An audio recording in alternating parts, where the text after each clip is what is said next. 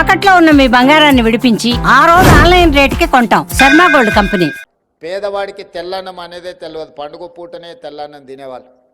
అక్కడి నుంచి మొట్టమొదట కోట్ల విజయభాస్కర్ రెడ్డి గారు ₹1.90కే బియ్యం ఇవ్వాలని వారు మొట్టమొదట పేదవాడికి తెల్లన్నం పెట్టాలని విజయభాస్కర్ రెడ్డి గారు మొదట ప్రవేశపెట్టిన ఆ పథకాన్ని.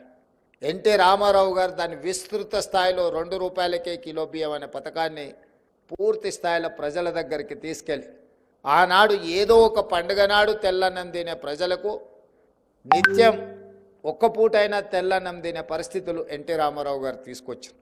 ఆ తర్వాత శ్రీమతి సోనియా గాంధీ గారు ఫుడ్ సెక్యూరిటీ ఆహార భద్రత చట్టం తీసుకొచ్చి ప్రతి పేదవాడికి 3 పూటల భోజనం ఉండాలి అని భారతదేశంలోనే మొట్టమొదటిసారి ఫుడ్ సెక్యూరిటీ యాక్ట్ తీసుకొచ్చి పేదవాడికి ఆహార భద్రత చట్టాన్ని శ్రీమతి సోనియా గాంధీ గారు తీసుకొచ్చింది.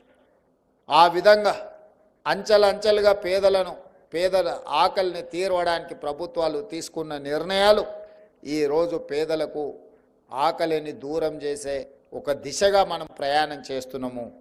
మరి ఈరోజు ఆ పేదలు శ్రీమంతులు తిన్నట్టుగా సన్నబియ్యం తినాలి, సన్నబియ్యంతోనే మా భోజనం ఉండాలి అని కోరుకుంటున్నారు. దొడ్డు బియ్యం నుంచి సన్నబియ్యం వైపుగా సన్నబియ్యం తెలంగాణ రాష్ట్రంలో అత్యధికంగా పండించే దిశగా మన ప్రభుత్వం ముందుకు వెళ్తుంది.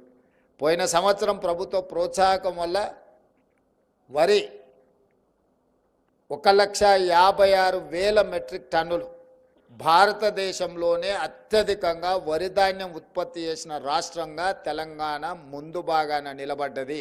ఉమ్మడి రాష్ట్రంలో కూడా ఇంత పంట ఎప్పుడు పండలేదు. తెలంగాణ రాష్ట్రం వచ్చిన 10 సంవత్సరాలలో కూడా ఇంత వరి దిగుబడి ఎప్పుడు రాలేదు. పోయిన సంవత్సరం 1,56,000 మెట్రిక్ టన్నుల వరి ఉత్పత్తి తెలంగాణ రాష్ట్రంలో మనం సాధించుకున్నాము. ఈ సీజన్లో కూడా అత్యధికంగా ఈరోజు వరి పండిస్తున్నారు మన రైతులు.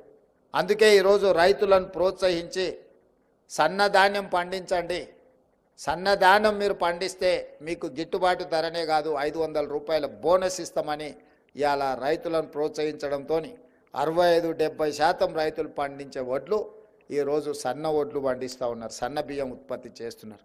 మరి రైతులు పండించిన సన్న బియ్యాన్ని పేదలకు పంచాలని ఒక గొప్ప లక్ష్యంతో ఈ ఉగాది పండగ పేదవాళ్ళ ఇంట్లలో సంతోషాన్ని తెచ్చిపెట్టాలి అని చెప్పి ఈరోజు సాయంత్రం హుజూర్ నగర్లో పెద్దలు ఉత్తమ్ కుమార్ రెడ్డి గారి నియోజకవర్గంలో రాష్ట్రం నలుమూలల సన్న బియ్యం పథకాన్ని ఈరోజు మనం ప్రవేశపెట్టుకుంటున్నాం.